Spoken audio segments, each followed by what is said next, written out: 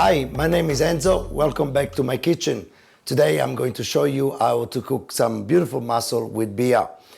For this recipe, the ingredients are obviously mussels, garlic, leeks, shoulder bacon, cherry tomatoes, mushrooms, lots of parsley, and two nice rinds of lemon. Don't forget the beer.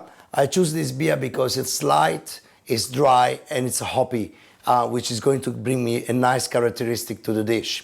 For the mussels, when I buy mussels, I make sure they're obviously fresh and they have still the beer on it. I put them in the water, and any mussels they are open like this one, I will discard them. What you do, you just get some this beard out like that, and off you go. They're ready to be cooked. So what I would do, nice hot pan. I put a bit of olive oil in there and a tiny bit of butter, just to make sure that my glaze is very rich.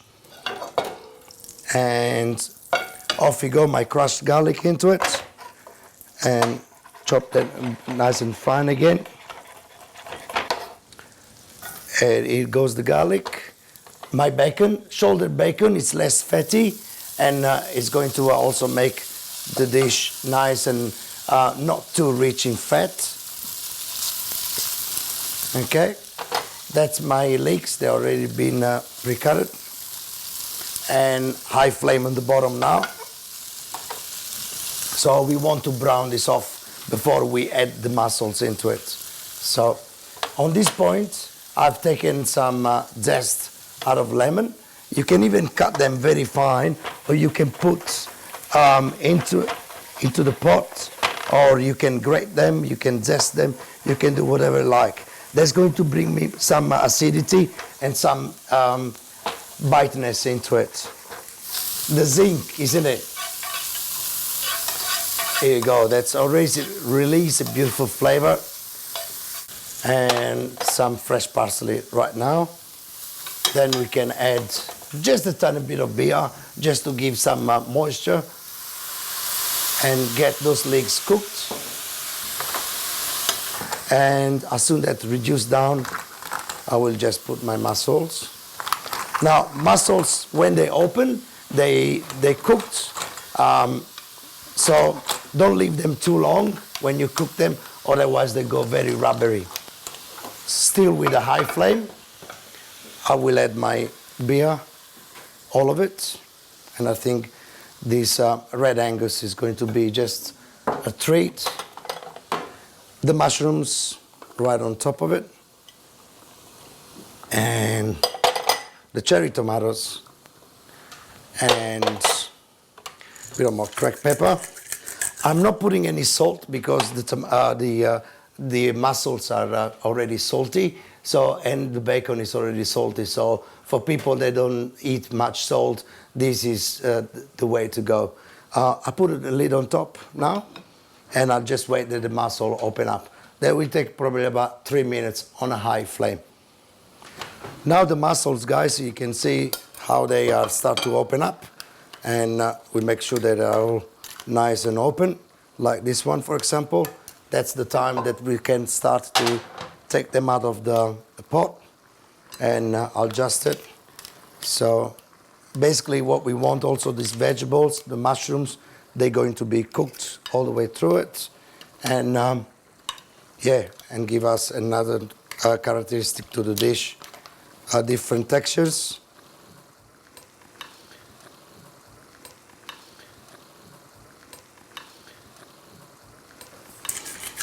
Nice fresh cracked pepper on top of it, and I end up to have a nice whole handful of chopped Italian parsley or continental parsley, and I think you're going to love that.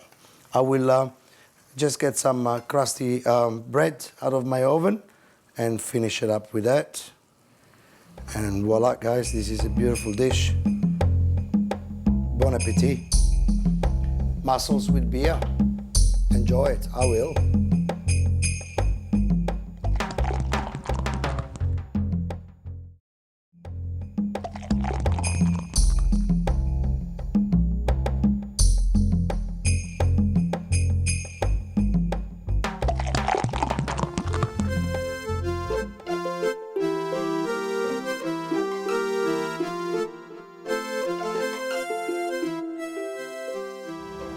We're out here at the Toobarac Hotel in central Victoria. Let's go and see what Valerie, one of the owners, doing in this pub. Valerie, how are you? I'm good, how are you? Very well. How did you end up with the brewery? One day on a trip to Heathcote, we found this beautiful old building called the Toobarac Hotel, and it was actually a closed building at the time. This was the Cobb & Co stable, and we wanted to do something exciting with that, and one night online my husband found that the Rifle Brigade in Bendigo were selling the brewery equipment, so I said, hey love, want to buy a brewery? And you just said yes. Yeah, moment of insanity. You make 4 styles of beer. Can you tell us about them? We do. We make a Shearer's Lager, a Stone Mason's Pale Ale, a Woodcutter's Amber Ale, and a Blacksmith's Porter. So you've got all your beers on tap and you're just starting to bottle. Is that right? We do. We have them all on draft here at the hotel, and we're slowly but surely bottling. Okay. It's a bit of a process. Valerie, tell us how you came up with the names of your 4 beers. We actually decided to go with the trades that made Toobarac what Toobarac is today. So now the shearing, the woodcutters, it was a woodcutting industry, that obviously all the granite rocks and the beautiful granite hills, that's where the stonemasons came in, and obviously the blacksmith's porter. So it's what has made Toobarac what it is today. I've just seen down the back a living legend of food and alcohol in Australia, Russel Clarke. Let's go down and talk to Peter about taste. Sure. Yeah, Peter's a good friend and good customer, and he's actually been helping us work on our labels. Oh, good. Yeah. Peter, it's a pleasure to see you. And a pleasure to see you too. Handsome chap like yourself. Tell me about beer and taste.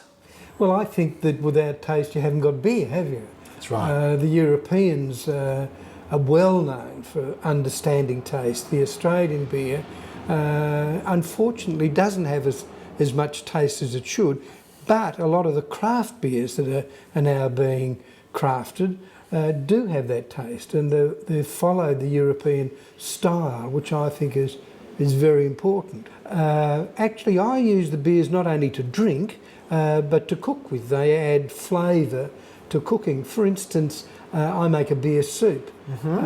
Once you heat alcohol, you know it dissipates, and so therefore you're not going to have a bowl of soup and fall off the chair, but the flavour remains there. And if you're going to cook, say, pork hocks, I believe you should do it in beer. So wherever you need a liquid, you can use beer. And we know that a stout's used in pies, but you can go beyond that, can't you? Absolutely. Like any other stock, the hops are the seasoning. Exactly. See, the snow people, for instance, drink glühwein, a wine in which they put all sorts of herbs. All I do is add herbs to the beer, and garlic and chilli, or what other flavours I want. For instance, if you're using fish, then what I want to do is to have a beer that's got flavour, to poach the fish in, but not such a strong flavour that it's going to overtake the delicate flavour of the fish. And I can get that with one of Val's beers. It's all about balance, but adding complexity to the cooking. Exactly. And see, that beer has got a good, strong flavour, and you need that to combat a good, strong, savoury flavour, such as, for instance, if you're going to make a curry, you're better to use beer than water, aren't you? Because you're adding an extra flavour. dimension of flavour. That's right, and you're not trying to maintain the integrity of the flavour of the beer. What you're trying to do is to blend the flavour of the beer with the flavours of the food that you're cooking. Try doing that with one of your commercially made beers. Oh, it's a waste of time. Exactly. I'm actually building a bit of a thirst. I might go and have a beer. Actually, I have slaked my thirst.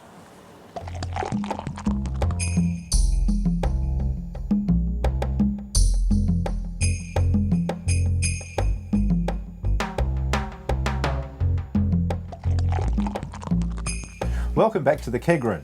And now we're going to look at our imported dark ale. And this week we have an Abbey beer. This is Leffe Brun, which is actually a double. Abbey beers are produced under contract by commercial brewers, and they pay a license fee to a Christian monastery. So there's a number of these, and this particular one has been paying royalties since the 1950s, and they claim, of course, that they're producing a beer in a style which has been there for hundreds of years. It's our old mates at InBev who make this, and they make Stella and Beck's and about 200 other beers, brands, and it's imported by our friends at Foster's. So with these Abbey beers, they're not the only ones with a Christian connection in Belgium. There's also ones which are brewed in actual monasteries now, but we'll go through those another day. Robert, what do you think of this one? Oh, I think this beer is an absolute cracker, Gage. It's got an amazing aroma. It's almost floral in some senses, though you can certainly smell all the malt. It's got a very complex taste, slightly caramelly, sort of sweet. Quite low in the hops. It's a little bit on the fizzy side, which is also good. And oh yeah, it's a classy beer, no doubt. I think that's a 4-star beer, really. Well, I'm agreeing with you straight up on the 4 stars, and that carbonation is sort of true to style with these Belgian beers, and it has just offers so much. The complexity, every time you taste it and smell it, it tastes slightly different, layer upon layer of flavours and aromas in there. Beautiful length, very intense flavours, and beautifully balanced. Okay, there's very little hop input on this. This is some of the crystal malts and perhaps some sugars used in it too. This is a lovely beer. You know, this is a once-a, very special. Yep, I'm agreeing with you, 4 stars. 4 stars, yes.